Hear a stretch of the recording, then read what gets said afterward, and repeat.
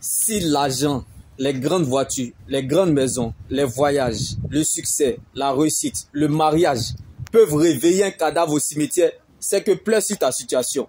Quelle que soit la majorité de places que tes problèmes prendront dans une valise, la petite place que tu laisseras toujours à la parole de Dieu fera toujours la différence dans cette valise. Comme en Matthieu 6, verset 27, la Bible pouvait nous le dire. Ne vous faites pas de soucis de ce qui ne peut pas ajouter un seul jour à votre existence. Car la mort, c'est la plus grande humiliation.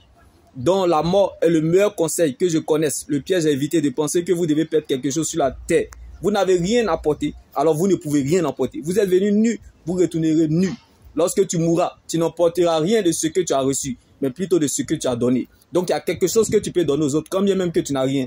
La chose de Dieu qui est en toi, certainement il te donnera accès à ta liberté. Car quand on sait de point en Dieu les humains, on provoque un consort au ciel.